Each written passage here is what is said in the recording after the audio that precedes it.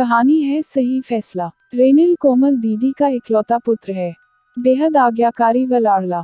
पढ़ने लिखने में उसका मन कभी न लगा, सो पिता ने अपने व्यवसाय में ही उसे माहिर बना दिया। रेनिल का व्यक्तित्व अब निखर गया था। नीले रंग के सूट में वह खूब जच रहा था। वैसे उस पर तो कुछ भी जच सकता था। माँ का गोरा रंग, भूरे गुंगराले बाल व पिता की 6 फुट की ऊंचाई उसने विरासत में जो पाई थी। शादी कब कर रही हो तुम इसकी? सभी मिलने वालों का एक ही प्रश्न था।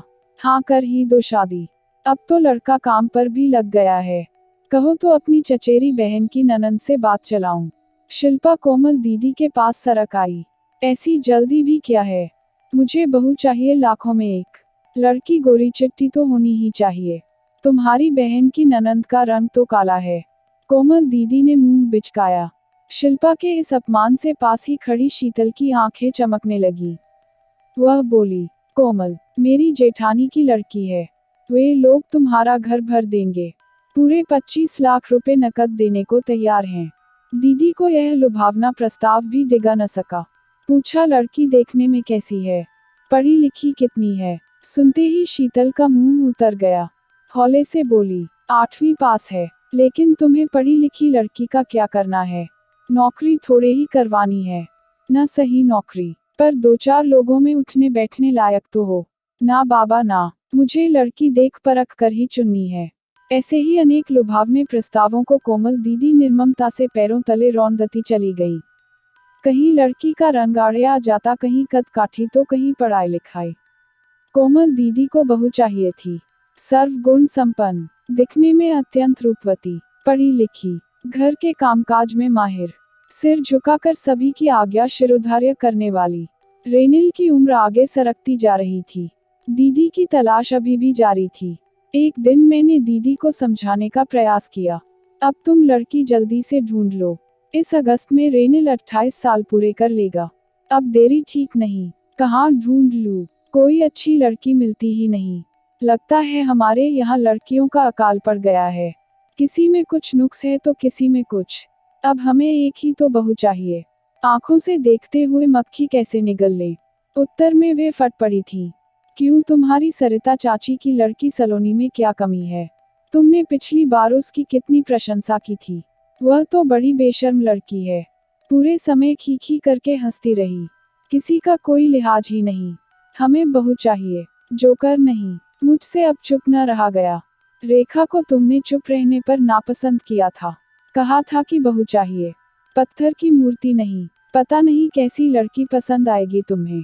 कोई जोकर है, कोई पत्थर की मूर्ति तो कोई रेल का इंजन। देखो देर होने से पहले ही संभल जाओ। पर उन्हें समझाने के मेरे सभी प्रयास निष्फल रहे। अब तक रेनिल की उम्र 30 पार कर चुकी थी। हारकर मैंने रेनिल को ही समझाने का प्रयास किया, परंतु उसने रुखाई से उत्तर दिया, ये सभी बातें तो माँ ही बेहतर समझती हैं। मुझे अपनी पसंद पर कोई भरोसा नहीं है। पता नहीं लड़की कैसी निकल आए। फिर एक दिन गर्व से फूली न समाती कोमल दीदी मेरे घर आई। साथ आए नौकर ने फलों से भरी टोकरी और मिठाई का डब्बा मेज पर रख दिया। इस बुधवार को हमारे रेनिल की सगाई है। हमारी बहू है लाखों में एक। बहुत बड़ा घराना तो नहीं है, पर बिटिया है सुंदर, सुशील और समझदार। उन्होंने गर्व से घोषणा की। रेनिल की सगाई धूमधाम से हुई। कुछ समय बाद ही विवाह का न्योता भी मिला। शादी का कार्ड देखकर सभी मुग्ध हो गए। कोमल दीदी की बहू रुचि वास्तव में ही अत्यंत रूपवती थी। हम सभी ने चैन की सांस ली। रेनिल के विवाह के तुरंत बाद ही मुझे किसी कारणवश 2-3 महीने बाहर रहना पड़ा। लौटकर आए तो कोमल दीदी से मिलने पहुंच गई। खूबसूरत और हरे भरे लॉन की दुर्दशा देखकर एक क्षण को मेरे कदम ही रुक गए। लगा मानो किसी और ही घर में आ गई हूँ। हिम्मत करके मैं आगे बढ़ी। मैं द्वार पर ही थी कि अंदर से आने वाले स्वरों ने मुझे वहीं ठिठक कर रुक जाने पर बाध्य कर दिया। इस टोकाटाकी से तो मैं तंग आ चुकी हूँ। कहाँ जा रहे हो? क्यों जा रहे हो? कब तक लौटोगे? इतना दखल अब बर्दाश्त नहीं होता। बेहतर होगा कि अब आप हमारे मामलों में दखल देने के स्थान पर अपने कमरे में ही रहकर कुछ कामधाम करें। इसके साथ ही द्वार धड़ से खुल गया।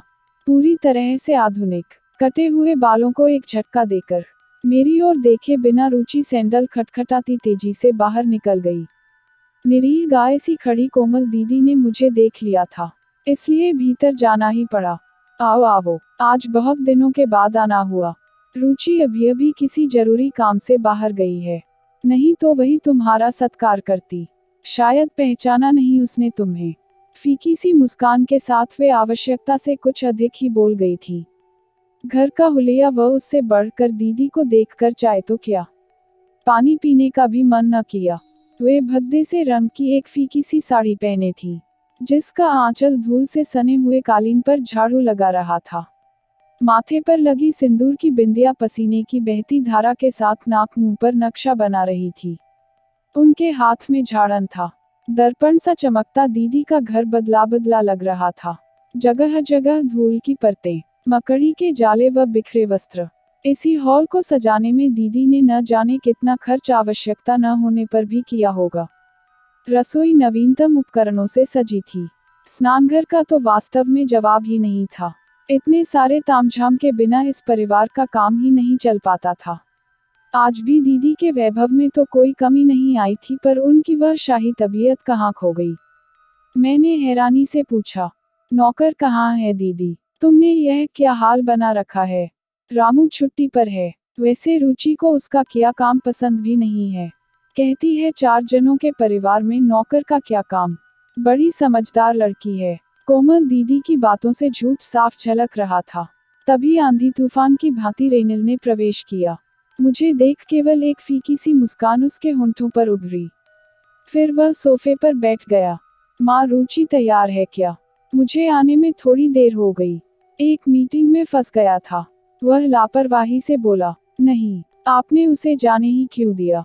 पता नहीं ऑटो मिलेगा भी या नहीं। बेचारी धूप में कहाँ कहाँ घूमेगी। आप बहुत लापरवाह हैं। मैं भी चलता हूँ। मुझसे बिना कुछ कहे रेनिल उठकर बाहर चला गया। कुछ देर इधर उधर की बातें करके मैं भी लौट आई। कुछ दिनों बाद एक विवाहोत्सव में दीदी से फिर भेंट हो गई। बहू नहीं आई क्या? नहीं, आई है। रुचि, इनसे मिलो। कुछ दूर खड़ी बहू को उन्होंने पुकारा। रुचि आई तो नहीं, पर उसका कुछ ऊंचा अशिष्ट स्वर मेरे कानों में पड़ा। अब किसी से मिलना जुलना हो तो भी इनकी मर्जी ही चलेगी।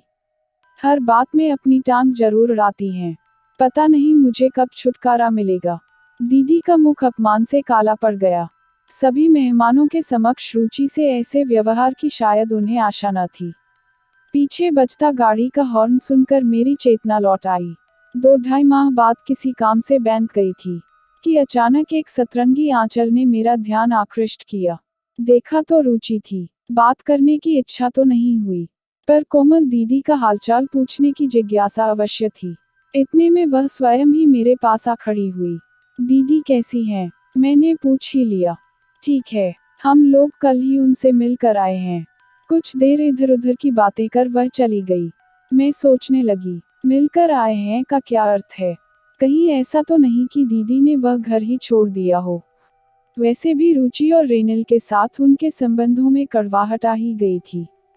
किंतु कोमल दीदी ने जीवन में कभी हार कर पलायन करना नहीं सीखा था। कैसा भी दुख हो, उन्होंने मुंह खोलकर किसी से शिकायत नहीं की थी। सदा परिस्थितियों का डटकर सामना किया था। क्या वे हार मान सकती हैं? विचार थे कि लगाम तोड़कर इधर उधर भागे ही जा रहे थे। इसी उधेड़बुन में मेरे पैर अनजाने ही कोमल दीदी के घर की ओर ही मुड़ गए। दरवाजा दीदी ने ही खोला। उन्हें देखकर मैंने राहत की सांस ली। क्या हुआ? बहुत परेशान लग रही हो।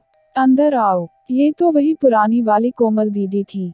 वेशभूषा वैसी ही गरिमा में, मुख पर फिर वही तेज। घर का भी कायापलट हो चुका था। बैठते ही नमस्कार कहकर एक नौकर 2 गिलासों में जूस ला कर रख गया। मेज पर रखी हुई पत्रिकाओं को एक ओर सरकाते हुए कोमल दीदी ने पूछा, हाँ, आज अचानक कैसे आना हुआ? सुबह बैंक में रुचि मिली थी। ओह रुचि, मुझे उसे फोन भी करना था। दरअसल कल वह अपना कुछ सामान यहाँ भूल गई थी। सुबह तक ध्यान भी था, फिर कामकाज में व्यस्त हो गई तो याद ही नहीं रहा। दीदी ने जूस का हल्का सा घूंट लिया। लो ना, नहीं तो गर्म हो जाएगा। लेकिन रुचि, क्या वे लोग अब यहाँ तुम्हारे साथ नहीं रहते? कोमल दीदी ने गहरी सांस ली, फिर बोली, नहीं, रुचि का स्वभाव तो तुमसे छिपा नहीं है। रेनिल की शादी के बाद हम लोग पूरा व्यापार उसी को सौंपकर निश्चिंत हो गए थे। बस शायद यहीं से रुचि को यह महसूस होने लगा कि वही घर की मालकिन है। फिर मैंने भी तो चाबियां उसी को थमा दी थी, लेकिन हम लोग तो उसे बोझ लगने लगे। रेनिल भी उसी की सुनता था। पिछले दिनों मेरे भांजे का तबादला यहाँ हो गया था। वह पूरे परिवार को लेकर मिलने आया। मकान मिलने में 2-4 दिन लग ही जाते। अब हमारी कोठी इतनी बड़ी है कि कोई भी महीने 2 महीने आराम से रह सकता है। उसे रुक जाने को कहा तो रुचि ने ऐसा हंगामा किया कि पूछो मत। हमारी तो छोड़ो, उन लोगों का भी बहुत अपमान किया। तुम्हारे जीजाजी का भी लिहाज न किया। इतने पर भी रेनिल चुपचाप सुनता रहा। कोमल दीदी की आंखें भर आई। उन्हें पोंछकर दृढ़ स्वर में आगे बोली, उसी दिन हमने यह फैसला किया कि रेनिल और रुचि का अलग हो जाना ही हम लोगों के लिए अच्छा है। उन्हें एक फ्लैट खरीद कर दे दिया है। व्यापार भी धीरे धीरे अलग कर देंगे।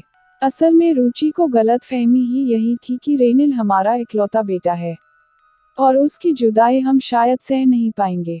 पर अब जब रेनिल ही पराया हो गया तो उसका क्या मुंह करना। हाँ, रेनिल और रुचि ने बहुत माफी मांगी पर मैं अडिग रही। मेरे लिए वे दोनों अनमोल हैं। किंतु एक बार रस्सी टूट जाए तो जुड़ने पर भी गांठ रह ही जाती है। दूर रहकर पास होना बेहतर है। साथ साथ रहकर दूर हो जाने के लिए और कोई चारा भी नहीं था। अब हम लोग तीज त्योहारों पर मिलते हैं। कोई खुशी हो या दुख, मिल बांट सकते हैं। सच मानो तो अब हम पहले से अधिक पास पास हैं। दीदी की बातें सुनकर मैं मन ही मन उनके इस निर्णय का अवलोकन करने लगी। शायद दीदी ने वक्त को देखते हुए सही निर्णय लिया था। अगर अपनों का प्यार बना रहे तो फिर दूरी क्या मायने रखती है। अगर आपको कहानी पसंद आए तो लाइक और शेयर कीजिए और चैनल को सब्सक्राइब करना मत भूलिए।